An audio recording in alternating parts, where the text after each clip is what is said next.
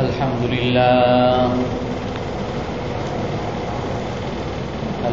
لله نحمده ونستعينه ونستغفره ونؤمن به ونتوكل عليه ونعوذ بالله من شرور أنفسنا ومن سيئات أعمالنا من يهده الله فلا مضل له ومن يضلله فلا هادي له ونشهد أن لا إله إلا الله وحده لا شريك له ونشهد أن سيدنا ومولانا محمدا عبده ورسوله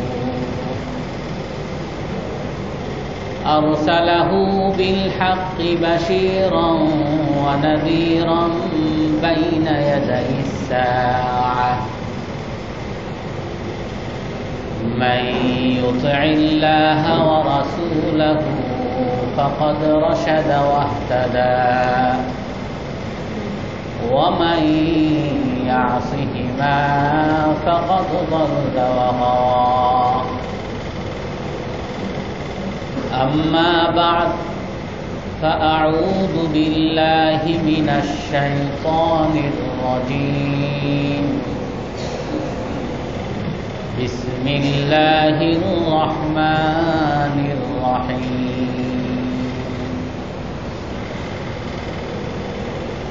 وأطيعوا الله ورسوله ولا تنازعوا فتفشلوا وتذهب ريحكم فاصبروا إن الله مع الصابرين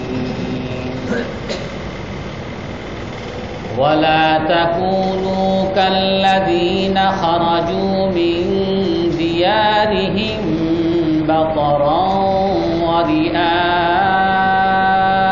الناس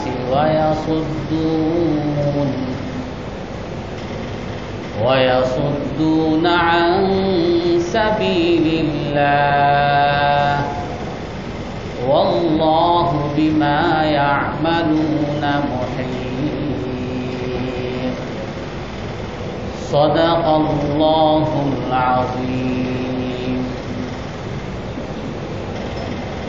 وقال النبي صلى الله عليه وسلم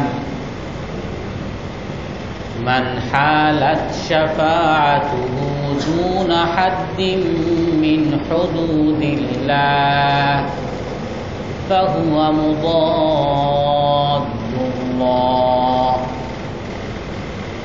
ومن أعان على خصومة دون الحق فهو مستظل في سخط الله أو كما قال عليه الصلاة والسلام.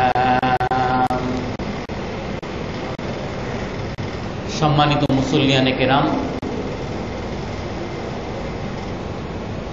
আজ আমরা পরস্পর সহযোগিতার একটা বিষয় এবং খারাপ কাজে অসহযোগিতা বা অর্থনৈতিক বয়কট সম্পর্কে আলোচনা করব।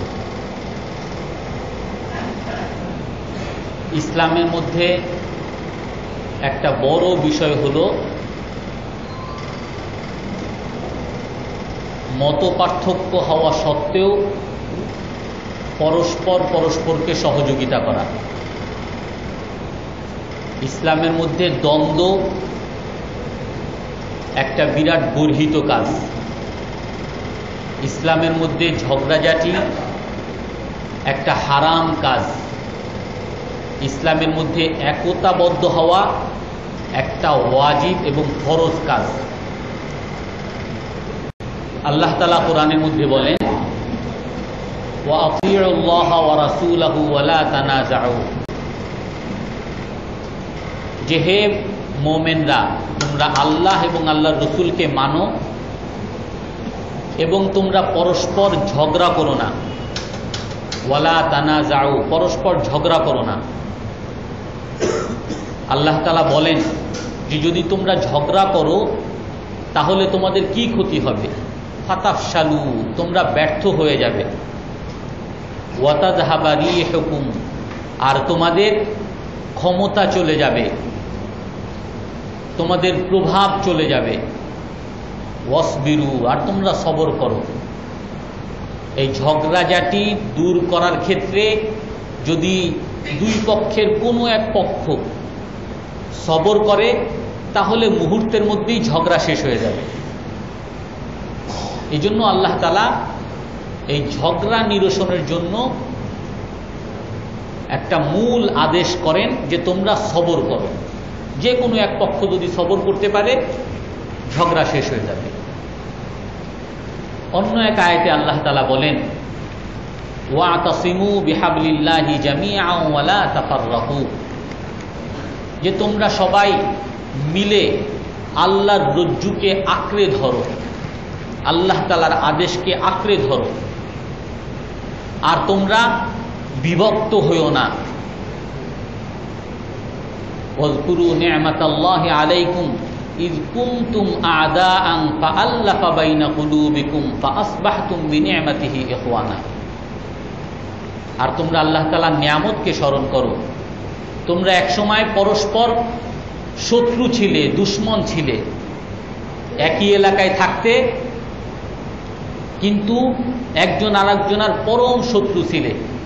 হে মক্কাবাসী, হে মদিনাবাসী, তোমরা একে অপরের সাথে সবসময় শত্রুতায় লেগেই থাকতে। হে মদিনাবাসীর আউদ বংশ, খাজরাজ বংশ, একই এলাকায় থাকতে, প্রতিবেশী, একই সাথে থাকতে, একই বাজারে বাজার করতে, তারপরও তোমরা একে অপরের সাথে ঝগড়া, দ্বন্দ্বে, যুদ্ধে লিপ্তই থাকতে। আর আল্লাহ তাআলা এই ইসলামের নিয়ামতের বদৌলতে তোমাদের অন্তরের মধ্যে আল্লাহ তাআলা মহব্বত সৃষ্টি করে দিয়েছেন। আর ফাআসবাহতুম বিনি'মাতিহি ইখওয়ানা, এখন তোমরা পরস্পর ভাই হয়ে গেছো, কোনো শত্রুতা নাই। ওয়াকুনতুম আলা শাফা হুফরাতিম মিনান নার ফাআনকাযাকুম মিনহা, এই ঝগড়ার কারণে তোমরা জাহান্নামের গর্তের কিনারায় পৌঁছে গিয়েছিলে। গর্তের কিনারায় কেন গেছিলে? ঝগড়ার কারণে। মানুষ যখন ঝগড়া করবে দুনিয়ায়ও ব্যর্থতার কিনারায় চলে যাবে, আর আখিরাতেও জাহান্নামের কিনারায় চলে যাবে। আর সেই আল্লাহ তাআলা তোমাদেরকে বাঁচিয়েছেন। ফাআনকাযাকুম মিনহা লিইলাফি কুরাইশ ইলাফিহিম রিহলাতাশ শিতাই ওয়াস সাইফ ফালইয়াবুদু রাব্ব হাযাল বাইত, যে আল্লাহ তাআলা এই কুরাইশের মধ্যে অনেক দ্বন্দ্ব ছিল, ঝগড়া ছিল, মারামারি ছিল, আল্লাহ তাআলা তাদের মধ্যে বন্ধুত্ব তৈরি করে দিয়েছেন। তাদের মধ্যে আপোষ, মিল, মহাব্বত তৈরি করে দিয়েছেন।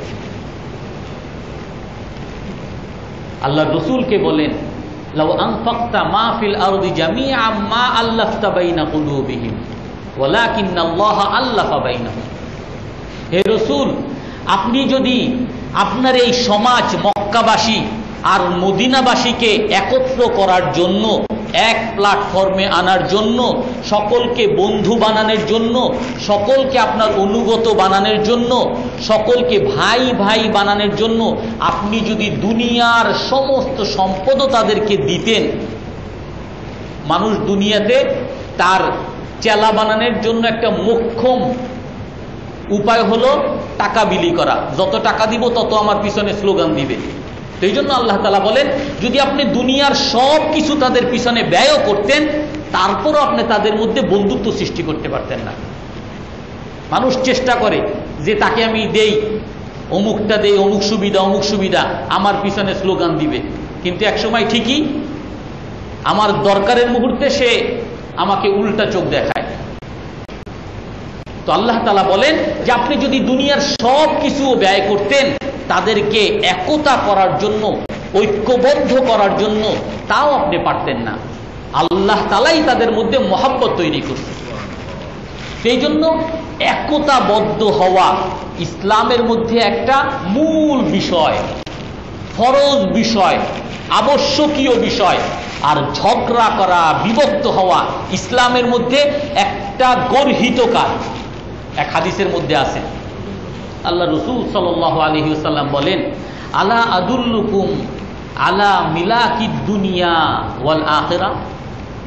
হে সাহাবারা, আমি তোমাদেরকে কি এমন একটা আমলের কথা বলে দিব যে আমল যদি তোমরা করতে পারো তাহলে দুনিয়া এবং আখিরাতের সকল নির্যাস, সকল মূল কল্যাণ তোমরা পেয়ে যাবা। সাহাবায়ে কেরাম বললেন, এমন একটা আমল যার দ্বারা দুনিয়ারও কল্যাণ পাবো, আখিরাতেরও কল্যাণ পাবো? অবশ্যই বলেন। ক্বালু বালা ইয়া রাসূলুল্লাহ, বলেন অবশ্যই। আল্লাহ রাসূল বলতেছেন সেই আমলটা কি? ইসলাহু যাতিল বাইন। তোমরা নিজেদের মধ্যে একতাবদ্ধ হওয়া এবং যারা বিভক্ত আছে তাদের মধ্যে একতা সৃষ্টি করা। এই আমলটা এত বড় আমল যে এর দ্বারা তুমি দুনিয়ার সকল কল্যাণ পেয়ে যাবা, আখিরাতের সকল কল্যাণ পেয়ে যাবা। আর আল্লাহ রাসূল বলেন কি, তোমাদেরকে এমন একটা খারাপ কাজের কথা বলবো, এমন একটা পাপের কথা, মা ইউহলিকুদ্দিন কামা ইয়াহলিকুশ শার। একটা খুর নিয়ে মাথা যখন কামায়, খুর দ্বারা মাথার চুল যেমন সব শেষ হয়ে যায়, কোনো মাথায় আর চুল বাকি থাকে না, এমন একটা পাপ কাজের কথা বলবো যেই পাপ কাজ তোমার সমস্ত নেক আমলকে, সমস্ত সওয়াবকে সেভাবে মুছে ফেলে, কিছুই আর বাকি থাকে না। এমন একটা খারাপ কাজের কথা বলবো? আল্লাহ সাহাবায়ে কেরাম বললেন, অবশ্যই বলেন। বললেন ফাসাদু যাতিল বাইন।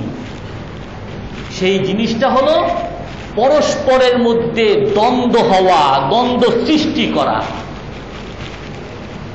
আর এটা হলো মুনাফিকদের আলামত। মুনাফিকদের এক জায়গায় আল্লাহ তাআলা গুনাগুণ বর্ণনা করেন, হে আল্লাহর রাসূল, তাহসাবুহুম জামিআন ওয়া কুলুবুহুম শাত্তা। আপনি মুনাফিকদের, কাফেরদের অনেক বড় গোষ্ঠী দেখতেছেন, আপনার বিরুদ্ধে যুদ্ধ করতে আসতেছে, আপনি তাদেরকে দেখে ভয় পেয়ে যাচ্ছেন। আল্লাহ তাআলা রাসূলকে সান্ত্বনা দেন, আপনি হয়তো তাদেরকে সকলকে দেখতেছেন এক কাতারে দাঁড়িয়ে আছে, আসলে কুলুবুহুম শাত্তা। যদিও এক কাতারে আছে, তাদের অন্তর সব বিভক্ত, একজন আরেকজনের সাথে কোনো সম্পর্ক নাই, তাদের মধ্যে হাজারো ঝগড়া, হাজারো দ্বন্দ্ব। আপনি যখন তাদের উপর আক্রমণ করবেন, কেউ সম্মিলিতভাবে আপনার সামনে আসবে না, সবাই পালিয়ে যাবে। আর মুসলমান হলো যে তারা যদিও বিভক্ত থাকবে, দেখতে বাইরে বিভিন্ন জায়গায়, কুলুবুহুম মুতাওয়াহিদা, তাদের অন্তর সব এক থাকবে। হাদিসের মধ্যে স্পষ্ট আছে, আল মুমিনু লিল মুমিনি কাল বুনিয়ান ইয়াশুদ্দু বা'দুহু বা'দা। যে মুমিন কারা? মুমিন হলো দেওয়াল। একটা দেওয়ালের মধ্যে একটা ইট আর একটা ইটের মধ্যে যেরকম আষ্টে পিষ্টে লেগে থাকে, কোনো ফাঁক নাই, ছুটার কোনো সম্ভাবনা নাই, মুমিন হলো সেরকম দেওয়াল, একজন আরেকজনের সাথে আষ্টে পিষ্টে লেগে থাকবে, দুঃখে সুখে সবসময় পাশাপাশি থাকবে, সে হলো মুমিন। সেটা হলো মুমিনের গুণ। মাসালুল মুমিনিনা ফি তাওয়াদ্দিহিম ওয়া তারাহুমিহিম কামাসালি জাসাদিন ওয়াহিদ। সহিহ বুখারীর হাদিস। মুমিনের দৃষ্টান্ত হলো একটা শরীরের মতো। মুমিন পরস্পরের প্রতি সহানুভূতি প্রকাশ করবে, পরস্পরের প্রতি দয়া পরবশ হবে। এই সমস্ত ক্ষেত্রে মুমিনের দৃষ্টান্ত কামাসালি জাসাদিন ওয়াহিদ, একটা শরীর। ইযাশতাকা মিনহু বাদুন ইশতাকা সাইরুল আযা। যখন শরীরের কোনো একটা অঙ্গে ব্যথা হয়, হাতের মধ্যে ফোঁড়া উঠছে, ওই ব্যথা পুরো শরীরের মধ্যে চলে যায়, পুরো শরীর অসুস্থ হয়ে যায়। মাথার মধ্যে জ্বর আসছে, পুরো শরীর অসুস্থ। পায়ের মধ্যে কেটে গেছে, আহত হয়েছে, পুরো শরীর অসুস্থ। মুমিনের মধ্যে কোনো একজন মুমিন বিপদগ্রস্ত হয়েছে, ঋণগ্রস্ত হয়েছে, অভাবগ্রস্ত হয়েছে, অত্যাচারিত হয়েছে, সকল মুমিন তার দুঃখে দুঃখিত হয়ে যাবে। মাল্লাম ইয়াহতাম বিআমরিনা ফালাইসা মিন্না। আল্লাহ রাসূল বলেন, যে নাকি আমার উম্মতের কোনো ব্যথায় যার মাথা ঘামে না, কি হইছে ইরাকে হোক কি, আমার কি তাতে, ফিলিস্তিনে কি হইতেছে তাতে আমার কি, আমি তো ঠিক মতো থাকতেছি, আমার দেশ তো ঠিক মতো আছে, কি হইতেছে সোমালিয়ায় আমার কি দরকার, কি হইতেছে লিবিয়ায় আমার কি দরকার। যে নাকি মুসলমানের ব্যথায় ব্যথিত হবে না, তাদের ব্যাপারে মাথা ঘামাবে না, আল্লাহ রাসূল বলেন সে আমার উম্মত না। এই জন্য মুমিনদের মধ্যে একতাবদ্ধ হওয়া এটা একটা গুরুত্বপূর্ণ বিষয়। যে আমরা তো ইসলামের মধ্যে আমরা দেখি সবচেয়ে যদি একতাবদ্ধ বা বিভিন্ন মত বিভক্তি যদি আমরা দেখি, সবচেয়ে বেশি দেখি তো হুজুরদের মধ্যে। এই হুজুর এই মাসলা বলে, ওই হুজুরে ওইটা বলে, এই হুজুর ওইটা বলে, সে ওইটা বলে, দুনিয়া না হইলে বাদই দিলাম। ইখতিলাফুল উলামা রাহমাতুন। আল্লাহ তাআলা বলেন, ওয়ালাউ শাআল্লাহু লাজআলাকুম উম্মাতান ওয়াহিদা। আল্লাহ যদি চাইতেন তোমাদের সকলকে এক জাতি বানাইতেন, এক রঙের বানাইতেন, এক মেজাজের বানাইতেন, এক ভাষাভাষী বানাইতেন। কিন্তু আল্লাহ তাআলা তোমাদেরকে বিভিন্ন ভাষার বানিয়েছেন, বিভিন্ন মেজাজের বানিয়েছেন, বিভিন্ন মতামতের বানিয়েছেন। কেন? লিয়াবলুয়াকুম, তোমাদেরকে পরীক্ষা করার জন্য। মানুষের মধ্যে মতভেদ থাকা এটা একটা স্বাভাবিক প্রক্রিয়া, থাকবেই। একটা মানুষের সাথে আর একটা মানুষের কখনোই পুরোপুরি মিলবে না। আমার গরম ভাল লাগে, আপনার ঠান্ডা ভাল লাগবে, আমার এসি ভাল লাগবে, আপনার এসিতে সমস্যায় হবে। প্রতিটা মানুষের মধ্যেই বিভক্তি থাকবে। ইসলামের মধ্যেও কিছু কিছু বিষয়ে বিভক্তি থাকা এটা ইসলাম সমর্থিত বিষয়। ইসলামের মধ্যেও কিছু কিছু বিষয়ে বিভক্তি থাকা এটা ইসলাম সমর্থিত বিষয়। ইসলাম সেটাকে কটাক্ষ করে না, খারাপ বলে না। মূল বিষয় লা ইলাহা ইল্লাল্লাহ, কারো দ্বিমত নাই। নামাজ পড়া, রোজা রাখা, হজ, যাকাত, কারো কোনো দ্বিমত নাই। কিন্তু ইশরাকের নামাজ এটা কোন সময় পড়ব, কোন সময় পড়ব না, মুস্তাহাব নাকি নফল, নামাজ পড়ব হাত কি উঠাবো নাকি উঠাবো না, হাত কোথায় বাঁধবো, এখানে বাঁধবো না এখানে বাঁধবো, এগুলো সব ইসলামের মধ্যে একটা স্বীকৃত বিষয়, আর সবগুলোই সহিহ। আর এই জন্যই আমরা জানি আমাদের ইসলামের মধ্যে 4টা স্বীকৃত মাযহাব আছে, সবাই সকলকে সঠিক বলে। ইমাম শাফিঈর মাযহাব, ইমাম হাম্বলির মাযহাব আহমদ ইবনে হাম্বল, ইমাম মালিক, ইমাম আবু হানিফা, আর সকলে বলে 4 মাযহাবই সহিহ। বিভক্তি থাকা, মতভেদ থাকা স্বাভাবিক বিষয়, ইসলামেও একটা স্বীকৃত বিষয়। কিন্তু সেই মতভেদের কারণে মানুষের মধ্যে বিভক্তি সৃষ্টি হইতে পারবে না। ইমাম হযরত ওমর রাদিয়াল্লাহু আনহু,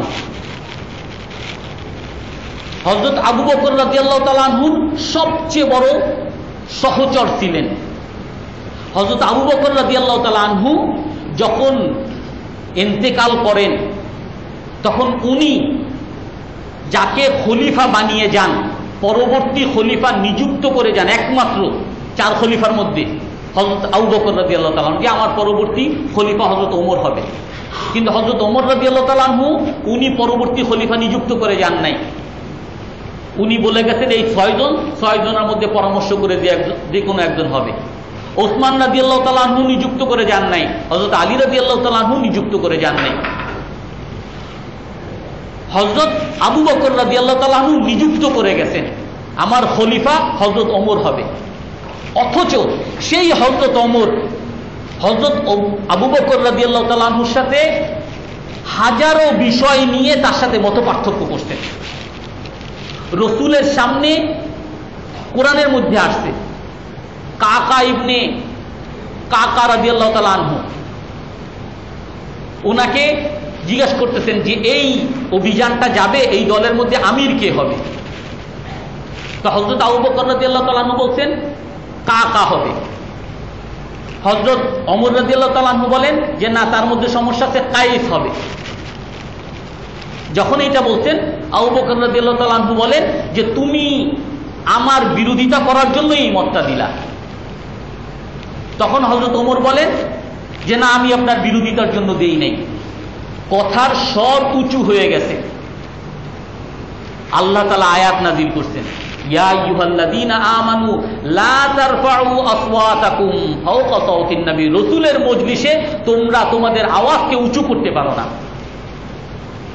হযরত আবু বকর রাদিয়াল্লাহু তাআলা আনহুর খেলাফতের যুগে একজনকে একটা খাস জমি বরাদ্দ দিয়ে দিয়েছেন। হযরত ওমর রাদিয়াল্লাহু তাআলা আনহু দেখতেছেন, কি ব্যাপার, তুমি এত খুশি হয়ে কোথায় যাচ্ছ? বলে আমাকে হযরত আবু বকর একটা খাস জমি বরাদ্দ দিয়েছেন। দেখি, ছিঁড়ে ফেলছেন। উনি খলিফা, আর উনি খলিফা না, বলতে গেলে প্রধান প্রতিদ্বন্দ্বী। কারণ রাসূলের পরে যখন নাকি খলিফা নিযুক্ত হওয়ার জন্য মুহাজির এবং আনসারদের মধ্যে যখন মিটিং চলতেছিল, তখন অনেকেই বলছিল যে হযরত ওমর রাদিয়াল্লাহু তাআলা আনহু খলিফা হবে। কিন্তু হযরত ওমর রাদিয়াল্লাহু তাআলা আনহু নিজে এই সমস্ত মতভেদ দূর করার জন্য বললেন, আমি সর্বপ্রথম হযরত আবু বকরের কাছে বায়াত গ্রহণ করলাম। তখন সবাই একমত হয়ে গেল। যখন ছিঁড়ে ফেললেন, ওই লোক তো কাঁদতে কাঁদতে ওই ছেঁড়া কাগজ নিয়ে হযরত আবু বকরের দরবারে গেছে যে আপনি খলিফা না, হযরত ওমর খলিফা। বলে কেন আমি খলিফা? বলে আপনি দিছেন আমাকে, আর হযরত ওমর এটা ছিঁড়ে ফেলছে। বলে তাই নাকি? আচ্ছা ঠিক আছে, দেখি। হয়তো আমাদের যুগে হইলে এত বড় সাহস, এর বিরুদ্ধে এর জেলখানায় না, ওই করো, এন করো, তেন করো। ঠিক আছে, দেখি। হযরত ওমর রাদিয়াল্লাহু তাআলা আনহু আসছেন যে দেখেন, আপনি যে তাকে এই জমিটা বরাদ্দ দিলেন, এরকম তো তার মতো গরিব মানুষ আরো আছে। আপনি দিলে সকলে লিস্ট করে সকলকে সমানভাবে দেন। একজন কি দিচ্ছেন, অন্যরা তো রাগ হবে, অন্যদের উপরে অন্যায় হবে। বলে হ্যাঁ ঠিকই বলছো, আমার ভুল হয়েছে, আমি এইটাকে আমি নিজেই কেটে দিলাম। হযরত ওমর রাদিয়াল্লাহু তাআলা আনহু হযরত আবু বকর রাদিয়াল্লাহু তাআলা আনহুর মধ্যে অনেক মতবিরোধ হয়েছে, কিন্তু কখনো পরস্পর সহযোগিতার মধ্যে কখনো বিভক্তি আসে নাই। ইসলামের সহযোগিতা, হকের সহযোগিতা, সত্যের সহযোগিতার মধ্যে সবসময় এক। রাসূলুল্লাহ সাল্লাল্লাহু আলাইহি ওয়াসাল্লাম হযরত মুআয ইবনে জাবাল আর আবু মুসা আশআরী রাদিয়াল্লাহু আনহু দুইজনকে ইয়ামানে পাঠাইছেন একটা জিহাদে। এখন দুজনই সাধারণত অনেক জায়গায় আমির বানিয়ে দেন যে উনি হলেন আমির, ওনার কথা তোমাদের মানতে হবে। এখানে কাউকে আমির বানান নেই, দুজন সমান। অনেক সময় সমপর্যায়ের হইলে বলে যে তোমরা পরামর্শ করে কাজ করবা। রাসূল তাদেরকে কি বলতেছেন যে তাতাওয়া ওয়ালা তাখতালিফা, যে তোমরা যাও, কাজ করো, একে অপরের সাথে বোঝাপড়ার মাধ্যমে কাজ করবা, একে অপরের সাথে দ্বন্দ্ব করবা না। দ্বন্দ্ব করবা না, কোথাও দ্বিমত হলে বোঝাপড়ার মাধ্যমে, তুমি একটু ছাড় দিবা, দরকার হলে তুমি একটু ছাড় দিবা, বোঝাপড়ার মাধ্যমে কাজ করবা। একে অপরের সম্মান নষ্ট করবা না, একে অপরের সাথে বিভক্তিতে লিপ্ত হয়ে যাবা না। আর তারা গেছেনও, কাজও করছেন সেরকম। একজন বলতেছেন যে আমি রোজা রাখবো, আমি রাতে তাহাজ্জুদ করব, সারা রাত তাহাজ্জুদ করব। আর একজন বলতেছে আমি তো সারা রাত করতে পারবো না। তো ঠিক আছে, আপনি করতে না পারেন, ঘুমান, কোনো সমস্যা নাই। আমি হইলে বলতাম কিসের বেটা আলেম হইছস, নামাজ পড়স না ঠিক মতো, তাহাজ্জুদও করস না, আমি তো তোর চেয়ে কত ভালো। কিসের হইছস, কোরআন শরীফও পড়স না। না, আপনি পড়তে পারতেছেন, আলহামদুলিল্লাহ, পড়েন না, আমি পড়ি বেশি করে। আর একজন বলতেছে আমি রোজা রাখবো, ঠিক আছে, আমি পারবো না রোজা রাখতে, আপনি রাখেন। বোঝাপড়ার মাধ্যমে দুজন সামনে আগাইতেছে। ইসলামের মধ্যে সমস্ত সাহাবাদের মধ্যে যতদিন পর্যন্ত মুসলমানদের মধ্যে বোঝাপড়া ছিল, মুসলমানদের মধ্যে একে অপরের সম্মান প্রদর্শন ছিল যতদিন পর্যন্ত নিজেদের মধ্যে বিভক্তি ছিল না। ইসলামের সম্মান, ইসলামের শৌর্য বীর্য সারা পৃথিবীতে ছড়িয়ে পড়ছিল। আর যখনই তাদের মধ্যে বিভক্তি আসছে, হযরত মুআবিয়া রাদিয়াল্লাহু তাআলা আনহুর পরের যুগ থেকেই ইসলামের মধ্যে বিভক্তি আসছে, মুসলমানদের বিভক্তি আসছে, আর তখন থেকেই মুসলমানদের পতন শুরু হয়েছে। এটা আল্লাহ তাআলার একটা স্বতঃসিদ্ধ কথা, সুন্নাত আল্লাহ, আল্লাহ তাআলার এটা নিয়ম। ফালান তাজিদা লিসুন্নাতিল্লাহি তাবদীলা, আল্লাহর নিয়মে কোনো পরিবর্তন নাই। ওয়ালা তানাজাউ ফাতাফসাদু, তোমরা আপোষে ঝগড়া করো না, বিভক্তি করো না। যদি বিভক্তি করো তোমরা নিজেরাই ব্যর্থ হয়ে যাবা, তোমাদের ক্ষমতা চলে যাবে, তোমাদের সফলতা চলে যাবে। আর আমাদের ইতিহাসের থেকে আমরা যদি দেখি, ইতিহাসের মধ্যেও দেখব যতদিন পর্যন্ত একতা ছিল মুসলমানদের মাথা উঁচু ছিল, আর যখনই একতা চলে গেছে মুসলমানদের মাথাও নিচু হয়ে গেছে। রাসূলুল্লাহ সাল্লাল্লাহু আলাইহি ওয়াসাল্লাম একতা রাখার জন্য রসুলের সাথে কাফের, মুনাফিক, তারা কাফের, মুসলমান না, মুনাফিকরা মুসলমান না, রসুলের সাথে যারা ছিলেন কাফের, কিন্তু বাহ্যিকভাবে মুসলমান। আল্লাহ রসুল জানতেন এই কাফের, এই মুসলমান না, কিন্তু তারপরও তাদেরকে সাথে নিয়েই রাসূলুল্লাহ সাল্লাল্লাহু আলাইহি ওয়াসাল্লাম ইসলামের সেবা করতেন। তাআলাউ কাতিলু আও ইদফাউ, তাদেরকে বলতেন, মুনাফিকদেরকে, আসো তোমরা আমাদের সাথে যুদ্ধ করো, আর না পারলে কমপক্ষে রক্ষণাবেক্ষণের দায়িত্বে থাকো, রক্ষণশীলের ভূমিকায় থাকো। এই মুনাফিকদেরকে নিয়ে রাসূলুল্লাহ একতা রাখছেন।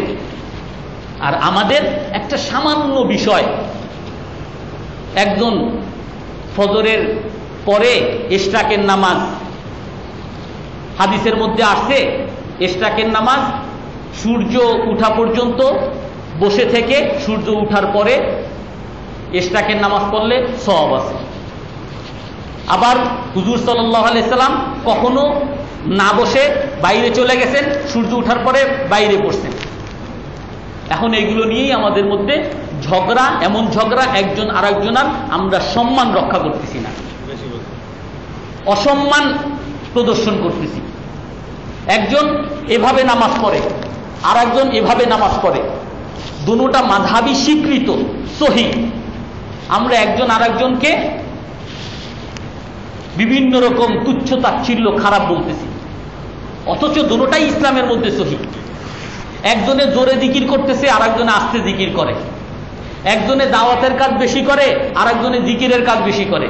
একজনে তালিমের কাজ বেশি করে, আর একজনে জিকিরের কাজ বেশি করে। একে অপরের মধ্যে আমরা বিভক্ত হয়ে গেছি, এ হলো ওই দলের, এ হলো ওই দলের, এ হলো এই দলের। এটা তো মুসলমানদের মধ্যে ইসলামিক বিষয়, আর ইসলামিক বিষয় ছাড়া আমাদের মুসলমানদের মধ্যে কত বিভক্তি, এ ওই পার্টি, এ ওই পার্টি। একটা বইতে পড়েছিলাম, গ্রিক সাম্রাজ্যে তাদের যখন সাম্রাজ্য ছিল, এখন সাম্রাজ্যের মধ্যে দেখা দিল যে বিভিন্ন জায়গায় বিদ্রোহ, সম্রাটের বিপরীতে বিদ্রোহ দেখা দিছে, যে এই সম্রাটকে মানবে না। এখন তার যারা পরামর্শক ছিল, মন্ত্রী, তাদের সাথে পরামর্শ করলো এই বিদ্রোহ কিভাবে দমন করা যায়। তো পরামর্শ দিল যে আপনি যদি বিদ্রোহ দমন করতে চান, আপনি ওই যে দেশের বিদ্রোহ দেখা দিছে তাদের মধ্যে দুই গ্রুপ তৈরি করে দেন আপনার পক্ষ থেকে। তো তারা মারামারি করবে আপনার বিরুদ্ধে, আর বিদ্রোহ করার মতো আর মানসিকতা থাকবে না। তো আমাদের সারা পৃথিবীতে আমরা যদি দেখি, আমাদের শাসন ব্যবস্থা এমনভাবে মোরল্লা আমাদের মধ্যে তৈরি করে দিছে যে আমরা নিজেরা মারামারি করতে থাকবো, আর তারা আমাদের উপরে সবসময় বহাল তবিয়তে নজরদারির মধ্যে থাকবে। তারা জানে এই ব্যবস্থার মধ্যে ভালো দিকও আছে, খারাপ দিক আছে, আর ডেভেলপিং কান্ট্রিগুলো কখনোই ওই ভালো দিকগুলো নিবে না, ওই খারাপ দিকগুলো নিয়েই থাকবে, আপোষে মারামারির মধ্যে থাকবে, আর আমরা তাদের উপরে নজরদারির মধ্যে থাকবো। আমরা আমাদের মধ্যে বিভক্তিতে লিপ্ত আছি, অথচ এই বিভক্তি এত ইসলামের মধ্যে এত খারাপ, এত নিকৃষ্ট বিষয় হাদিসের মধ্যে স্পষ্ট আছে। মান কাতালা তাহতা রায়াতিন আমিয়াতিন ফাকুতিলা ফাকাতলাতুহু জাহিলিয়া, যে নাকি কোনো অন্ধ পতাকার নিচে যুদ্ধ করলো, মারামারি করলো, সংগ্রাম করলো। অন্ধ পতাকা মানি স্পষ্ট না কোনটা সঠিক কোনটা বেঠিক, স্পষ্ট না। হয়তো এই রাজাও সঠিক হইতে পারে বা এই রাজাও সঠিক হইতে পারে, যেগুলো রাজনৈতিক বিষয় যেসব দ্বন্দ্বগুলো হয়। আর এখানে যদি কেউ মারা যায় তাহলে তার মৃত্যু কাফেরের মতো মৃত্যু হইল, জাহিলিয়াত যুগের মতো মৃত্যু হইল, মুসলমানের মৃত্যু হইল না। ওমান খারাজা ইয়াদরিবু বাররাহা ওয়া ফাজিরাহা, যারা নাকি বের হইল আর বের হয়ে তারা অকাতারে মারতেছে, কে ভালো মানুষ কে খারাপ মানুষ এগুলো দেখার বিষয় না, আমার পার্টির না, বাস মারতেছে, হত্যা করতেছে। আল্লাহ তাআলা বলেন যে দুনিয়াতে তাকে অপমানিত করে মারবেন আর আখিরাতে সরাসরি তার জন্য জাহান্নামে নিক্ষেপ করা হবে। আর আমরা আমাদের মধ্যে দেখি কত ধরনের বিভক্তি। আল্লাহ তাআলা আমাদের সকলকে এই সমস্ত বিভক্তি থেকে হেফাজত করেন। তো আরেকটা বিষয় যে আমি গুরুত্বপূর্ণ বিষয় আরেকটা বলতে চেয়েছিলাম, সেটা হলো অর্থনৈতিক বয়কট। গত সপ্তাহে আমরা কিছু আলোচনা করেছিলাম। অনেকে বলেন যে অর্থনৈতিক বয়কট এটা তো ইসলামের মধ্যে সেরকম স্বীকৃত না, কারণ এটা কোন ভিত্তিতে হবে? এটা হয়তো অনেক সময় হিংসার বশবর্তী হয়ে কাফেরদের সাথে হিংসা করা বা অমুসলিমদের সাথে হিংসা করা, এটাও তো ইসলামের মধ্যে সমর্থিত বিষয় না। একটা বিষয় আমরা গত সপ্তাহে বলছি যে কোরআনের আয়াতের মধ্যে আল্লাহ তাআলা বলছেন যে আমরা কাদের সাথে শত্রুতা স্থাপন করব, কোন কাফেরের সাথে, কোন অমুসলিমের সাথে? যে অমুসলিম আমাদেরকে ক্ষতি করতেছে, আমাদের বিরুদ্ধে যুদ্ধ করতেছে, আমাদেরকে ক্ষতি করতে চাইতেছে। কিন্তু যারা আমাদেরকে ক্ষতি করতে চায় না, যারা আমাদের বিরুদ্ধে যুদ্ধ করে না, যারা আমাদের বিরুদ্ধে শত্রুতা পোষণ করে না, আংতাবার রুহুম, তাদের সাথে সহযোগিতার, সাম্প্রদায়িকতা রক্ষার আচরণ তাদের সাথে করতে হবে। এখন আমরা বিভিন্ন অর্থনৈতিক বয়কটের কথা বলি, ওই পণ্য বর্জন করা, ওই পণ্য বর্জন করতে হবে, ওই পণ্য বর্জন, যেটা কি আসলে কি ইসলামে আছে কিনা? রাসূলুল্লাহ সাল্লাল্লাহু আলাইহি ওয়াসাল্লাম যুগে একবার এক সাহাবী, এক লোক কিছু সাহাবীকে পাঠাইছেন একটা যুদ্ধে। ওখান থেকে একজন লোক সুমামা ইবনে ইয়াসির, সুমামা ইবনে আসাল, তাকে ধরে নিয়ে আসছেন। তো ধরে নিয়ে আসার পরে সে কাফের, মুসলমানদের সাথে উচ্চবাচ্য করছে, যুদ্ধে লিপ্ত হয়ে গেছে, তাকে ধরে নিয়ে আসছে। এসে মসজিদের মধ্যে তাকে আটকে রাখছে, বেঁধে রাখছে। এখন রাসূলুল্লাহ তার কাছে এসে বলতেছেন যে তুমি ইসলাম গ্রহণ করো। তো তখন উনি বলতেছে যে দেখো, তুমি যদি আমাকে মারো তাহলে তাকতুলু যাত দামি, তাহলে একজন রক্তওয়ালা মানুষকে মারলা, মারতেই পারো। আর যদি ওয়াইন তাতরুকুনি তানাম আলা শাকিরিন, আর যদি তুমি আমাকে ছেড়ে দাও তাহলে আমি তোমার কৃতজ্ঞতা প্রকাশ করব। তো প্রথম দিন এভাবে ছেড়ে দিছেন। ওই উনি মসজিদের মধ্যেই আছে, আর সাহাবায়ে কেরাম নামাজ পড়তেছেন, ইবাদত করতেছেন, এগুলো দেখতেছে। পরবর্তী দিন আবার তার কাছে আসছে, আবার সে একই কথা বলছে, যদি তুমি আমাকে মারো তাহলে রক্ত মানুষওয়ালা একজনকে মারলা, মারতেই পারো। ওয়াইন তাতরুকুনি তানাম আলা শাকিরিন, যদি আমাকে ছেড়ে দাও আমি কৃতজ্ঞতা প্রকাশ করব, তোমাদের উপকার করব। তো পরের দিন এই কথা বলার পরে আল্লাহর রাসূল তাকে ছেড়ে দিলেন, যে তাকে ছেড়ে দাও। তো ছেড়ে দেওয়ার পরে সে মদিনায় একটা গোসলখানায় গিয়ে গোসল টোসল করে প্রস্তুতি নিয়ে রাসূলের দরবারে আসছে যে হে রাসূল, আপনি আমাকে মুসলমান বানান। আর বলেন কি, আজকের দিনের আগে মা কানা দীনুন আবগাদু ইলাইয়া মিন দীনিকুম, আজকের দিনের আগে আপনার ধর্মের চেয়ে নিকৃষ্ট ধর্ম আমার কাছে আর কিছু ছিল না, কিন্তু আজকে আপনার ধর্মের চেয়ে উত্তম প্রিয় ধর্ম আমার কাছে আর কোনোটা নেই। আমি মুসলমানদের আচরণ দেখছি। তো সে মুসলমান হওয়ার পরে বলতে, আমি তো আসলে ওমরায় যাচ্ছিলাম, ওমরায় যেতে চাই। বলে যাও। তো সে মক্কায় যখন গেছে, সে নেতা, তার ইয়ামামা, তার গোত্রের এলাকার নেতা। সে মক্কায় যখন গেছে, তার আচার আচরণ দেখে মক্কার লোকরা বলা শুরু করছে, তুমি কি হাল সবাউতা, তুমি কি বেদিন হয়ে গেছো, মানে মুসলমান হয়ে গেছো? বলে হ্যাঁ, আমি মুসলমান হয়েছি, আমি কালিমা পড়ছি লা ইলাহা ইল্লাল্লাহ মুহাম্মাদুর রাসূলুল্লাহ। আর আমি আজকে তোমাদেরকে ঘোষণা দিতেছি, আমার ইয়ামামা থেকে যে আটার দ্বারা তোমাদের জীবিকা নির্বাহ হতো, আমার ইয়ামামা থেকে আজকের থেকে আমি আটা বন্ধ করে দিব। তো উনি ওনার আটা বন্ধ করে দিছেন। তো বন্ধ করার পরে এদিকে মক্কার মধ্যে বিরাট দুর্ভিক্ষ লেগে গেছে। তাদের ওই আটার উপরই মক্কার জীবিকা নির্বাহ হতো, মক্কার খাবার দাবারের ব্যবস্থা হইতো। তখন তারা চিঠি পাঠাইছেন রসুলের কাছে যে এরকম আসাল ইবনে সুমামা ইবনে আসাল, সে তো আটা বন্ধ করে দিছে, আপনারা তো আপনার আত্মীয় স্বজন, আপনি দয়া করে আমাদের উপরে দয়া করেন, আর তাকে বলেন আটা যেন বন্ধ না করে, আমাদেরকে যেন আরো রপ্তানি করে। তো আল্লাহ রসুলও চিঠি পাঠিয়ে দিচ্ছেন যে তাদেরকে এখন আটা দেওয়া শুরু করো। উনি অর্থনৈতিক বয়কট করছেন, আর রসুলুল্লাহ এটাকে মেনে নিছেন। পরবর্তীতে রসুল আবার সেটার অনুমতি দিচ্ছেন। আমরা বদরের যুদ্ধ জানি। বদরের যুদ্ধর মূল কারণটা ছিল আবু সুফিয়ানের নেতৃত্বে শাম থেকে, সিরিয়া থেকে একটা ব্যবসায়িক কাফেলা, তারা অনেক খাবার দাবার নিয়ে সিরিয়া থেকে মক্কায় যাচ্ছিল। আর স্বাভাবিক কারণেই আমরা সবাই জানি মক্কার লোকরা মদিনাবাসী বা মুসলমানদের সকলকে তাড়িয়ে দিছে, তাদের সকল ধন সম্পদ রেখে দিছে, কিছুই দেয় নাই। তারা সব ভোগ দখল করছে এবং মুসলমানদের উপরে চরম নির্যাতন করছে। তারা এই সমস্ত ব্যবসায়িক সামগ্রী, খাবার দাবার নিয়ে গিয়ে আরো হৃষ্টপুষ্ট হয়ে আরো সামগ্রী আরো তৈরি করে মুসলমানদেরকে সমূলে বিনাশ করবে, এইটা হলো তাদের লক্ষ্য। ইসলামের ক্ষতি করা তাদের লক্ষ্য।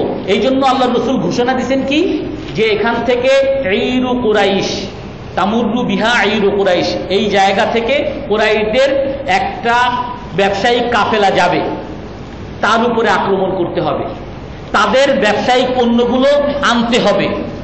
আর এর দ্বারা তাদের ক্ষতি হবে, অর্থনৈতিক ক্ষতি হবে, আমাদের উপরে নতুন করে আক্রমণ করতে পারবে না, আর আমরা অর্থনৈতিকভাবে চাঙ্গা হব।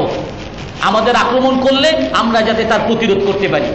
যখন গেছেন তারাও খবর পাইছে, তারাও এখান থেকে মক্কায় খবর পাঠাইছে, আর এদিকে মদিনাবাসী রসুল সাল্লাল্লাহু আলাইহি ওয়াসাল্লামও খবর পাইছেন, তারাও প্রস্তুতি নিচ্ছেন। পরে বদরের যুদ্ধে গিয়ে যুদ্ধ হয়েছে। তো এখানেও রসুলের উদ্দেশ্য ছিল অর্থনৈতিক ভাবে তাদেরকে ক্ষতিগ্রস্ত করা। এমনিভাবে গজওয়ায়ে জাত আবওয়াত, আশিরা, এই সমস্ত কয়েকটা আরো ছোটখাটো যুদ্ধ হয়েছে, ওখানেও এরকম অর্থনৈতিক ক্ষতি করার জন্য এরকম ইসলামের অভিযান হয়েছে। এমনিভাবে সাদ ইবনে আক্কাস রাদিয়াল্লাহু আনহুকে একবার পাঠাইছেন, তুমি জাতুল খাররারে যাবা, সেখানে দেখবা একটা ব্যবসায়িক কাফেলা, তাদের উপরে হামলা করবা। অর্থাৎ ইসলামের মধ্যে অর্থনৈতিকভাবে মোকাবেলা করা, এটাও ইসলামে একটা স্বীকৃত বিষয়। আমরা করি না, আমরা সব তাদের জিনিস খাই, কিন্তু তারা ঠিকই ওই ইসলামের শত্রুতা, তারা ঠিকই মুসলমানদের উপরে যত ধরনের অর্থনৈতিক অবরোধ লাগে, এইটা তাদের সবচেয়ে বড় একটা হাতিয়ার, অস্ত্র। যখনই কোনো দেশকে পছন্দ হয় না, অবরোধ। অবরোধ মানে কি? অর্থনৈতিক অবরোধ, ক্ষতি, তোমরা না খায় মরো। সমস্ত দেশের উপরে যত মুসলমান দেশ আছে তাদেরকে ছোট করার, তাদেরকে মারার, তাদেরকে দুর্ভিক্ষ দিয়ে মারার তাদের একটা বড় অস্ত্র হইল অর্থনৈতিক অবরোধ। আর আমরা কোন দেশে ব্যবসা, আমাদের যত দেশের সাথে ব্যবসায়িক লেনদেন আছে, যত জায়গায় আয় ব্যয়ের বিরাট ফারাক আছে, সেই সব জায়গায় আয় ব্যয় সমান করার জন্য, আমদানি রপ্তানি সমান করার জন্য তাদের কাছ থেকে যত আমরা আমদানি করি তার 5%ও রপ্তানি আমাদের দেশ থেকে হয় না। যখন আমরা করতে যাই তখন তারা শুল্ক বসিয়ে দেয় যে আপনি দিলে আরো 10 টাকা বেশি দিয়ে আমার দেশে আনতে হবে, আর আমরা তাকে পুরো ফ্রি শুল্কে আনতেছি। আমরা আমাদের সেই অর্থনৈতিক অবরোধ, অর্থনৈতিক হাতিয়ারকে আমরা ব্যবহার করি না, বরং আমরা তাদেরকে পূর্ণ সহযোগিতা করতেছি, আর তারা এই সুযোগে এটাকে সবচেয়ে বড় অস্ত্র হিসেবে মুসলমানদের বিরুদ্ধে ব্যবহার করতেছে। আমরা গত সপ্তাহে বলেছিলাম, হ্যাঁ কিছু কিছু বিষয় আছে যার কোনো বিকল্প নাই, আমি বাধ্য, ঠিক আছে, ওই সব ক্ষেত্রে আমার কোনো আপত্তি নাই, ইসলামে ওখানে অনুমোদন আছে। কিন্তু আমি যেখানে বাধ্য না, বিকল্প, আমার দেশীয় পণ্য আছে, আমি কেন আমার দেশীয় পণ্য বাদ দিয়ে বিদেশি পণ্য, বিদেশি একটা ভাবই অন্যরকম, ওই ভাব কেন দেখাইতে যাব? আমি আমার দেশকে আমি কেন সহযোগিতা করব না? আজকে যদি সারা পৃথিবীতে মুসলমানরা যদি এক থাকতো, মুসলমানদের কাছে যে সম্পদ আছে, আরব বিশ্বে যে তেলের সম্পদ আছে, এই সম্পদ যদি মুসলমানদের মধ্যে যদি সুষ্ঠুভাবে বন্টন হইতো, সহমর্মিতার মনোভাব থাকতো, মুসলমান সেই আগের মতোই মাথা উঁচু করে দাঁড়িয়ে থাকতো। অর্থনৈতিকভাবেও মুসলমানরা স্বাবলম্বী, তারা মানসিকভাবেও মুসলমানরা স্বাবলম্বী। শুধু সমস্যা আমাদের ওই এক জায়গায়, বিভক্তি আমাদের মধ্যে। আর সেই বিভক্তি দূর করা এই যুগে, বর্তমান যুগে সবচেয়ে বড় পাওনা আমাদের কাছে। আর সেটা আমি আমার ঘর থেকে শুরু করতে পারি। আমার ওই একেবারে হয়তো ইরাক, সিরিয়া ওই সব জায়গায় যাওয়ার আমার ওইখানে আমার ক্ষমতা চলবে না, আমার এলাকায় তো আমার ক্ষমতা চলবে, আমার ঘরের মধ্যে তো আমার চলবে, আমার আত্মীয় স্বজনের মধ্যে তো চলবে। কেন আমি অযথা আমার আত্মীয়দের সাথে আমি বিভেদ তৈরি করে রাখবো? আমার প্রতিবেশীর সাথে কেন আমার বিভেদ থাকবে? কেন বিভক্তি থাকবে আমার এলাকার মধ্যে? একই মসজিদে আমরা নামাজ পড়ি, কেন একই মুসল্লির মধ্যে আমাদের বিভক্তি থাকবে? কেন আমরা সবাই এক হইতে পারি না? মতভেদ থাকবে, এটা থাকার পাশাপাশি আমরা সবাই একতার সাথে যদি কাজ করতে পারি, দুনিয়া এবং আখিরাতের কল্যাণ আল্লাহ তাআলা আমাদের